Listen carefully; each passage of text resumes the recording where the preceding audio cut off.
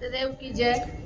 Respected manager sir, principal ma'am, worthy teachers and my dear students, ये हम सभी का सौभाग्य है कि हम पिछले कई दिनों से भगवान देवात्मा जी की महिमा का गुणगान कर रहे हैं और उनके देव प्रभावों से प्रभावित हो रहे हैं और हमारा प्रयास उनको अपने जीवन में ग्रहण करने का बराबर हो रहा है।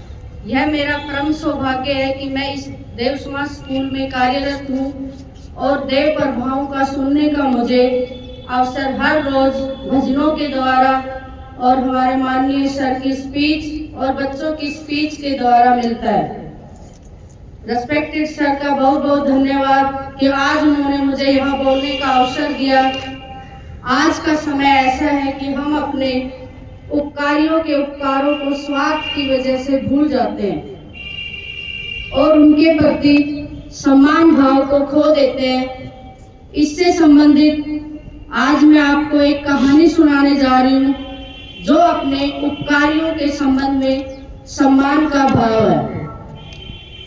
एक बार सन 1902 ईस्वी में जब श्री देवगुरु भगवान जी अपने कई एक सेवकों के साथ अपने जन्म स्थान अकबरपुर में पधारे, तब उन्होंने वहां पर अपने बड़े और छोटे सब वंशीय संबंधियों से मिलने और उनके प्रति उचित सम्मान और आदर प्रदर्शन करने के लिए अपने पुराने शिक्षकों से मिलने की भी आकांक्षा प्रकट की। उन्हें मालूम हुआ कि उनके दो पुराने शिक्षक अभी तक वहां जिंदा हैं, एक मौलवी मौला बख्श जी और दूसरे बद्रीदीन जी। मौलवी मौला बख्श जी से उन्होंने बाल्यकाल में उर्दू और फारसी पढ़ी थी। वह भगवान के आने की खबर पाते ही उनसे मिलने के लिए खुद उनके पास आ गए। उस समय भगवान एक चारपाई पर और उनके सेवक उसके नीचे एक टाट के फर्श पर बैठे हुए थे। भगवान उन्हें अपने समीप आता देख फौरन अपने चारपाई से उतर पड़े और आगे बढ़कर उन्हें गले से मिले। जब मौलवी जी फर्श पर बैठे तब वह भी अपनी चारपाई छोड़कर उनके पास फर्श पर बैठ गए। भगवान ने उनकी और उनके पारिवारिक जनों की कुशल पूछी, उनकी कई दिक्कतों का हाल सुना और उनके लिए अपनी सहानुभूति प्रकट करके उन्हें धैर्य देने की चेष्टा की।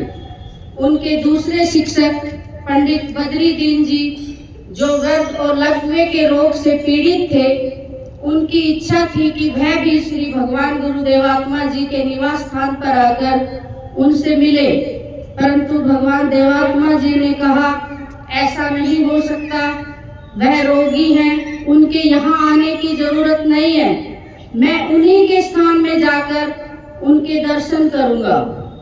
भगवान ने उनके सम्मुख भेंट रखने के लिए बतासे मंगवाए और फिर उन्हें एक थाली में रखकर एक साफ तौलिए से ढककर अपने सेवकों और अन्य संबंधियों के साथ उनके दर्शन के लिए उनके घर पर गए।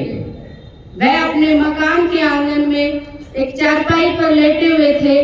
भगवान ने उनके चरणों को छूकर उनको प्रणाम किया और उनके लिए जो भेंट वह अपने साथ ले गए थे वह उनके सामने रखी। फिर उनके पास बैठकर उनकी कुशल आदि के हालात पूछे। पंडित जी ने कहा कि मुझे बहुत शौक है कि मैं रोगग्रस्त होने के कारण आप जैसे महात्मा को खड़ा होकर सम्मान नहीं दे सका। ये मेरा बहुत बड़ा सौभाग्य है कि आपने मुझे खुद चलकर दर्शन दिए। भगवान ने उनके साथ बातचीत में अत्यंत मोहग्रस्त होने का हाल मालूम करने पर उनके संबंध में कुछ आवश्यक उपदेश दिया और फिर उनकी दुखिया अवस्था के लिए सहानुभूति का प्रकाश किया और उनसे विदा होते समय पहले की तरह खड़े होकर उनके चरणों को छूकर उनके लिए सम्मान प्रदान किया।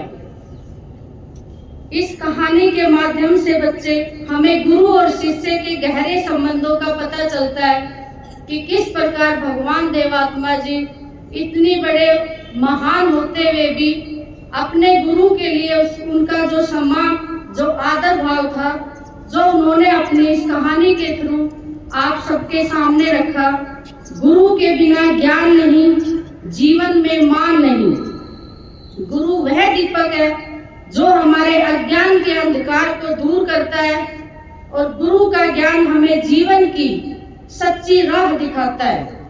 यहाँ पर हमारे परम पूजनीय देवात्मा जी की शिक्षा और अध्यापक की शिक्षा में जो हमें फर्क देखने को मिला है वो यह है कि अध्यापक सिर्फ अध्ययन कराने से जुड़ा है, जबकि भगवान देवात्मा जी अध्ययन से आगे जाकर जिंदगी की हकीकत से रूबरू कराता है और उसे निपटने के गुर सिखाता है और हमें अंधकार से उजियाला की तरफ ले जाता है।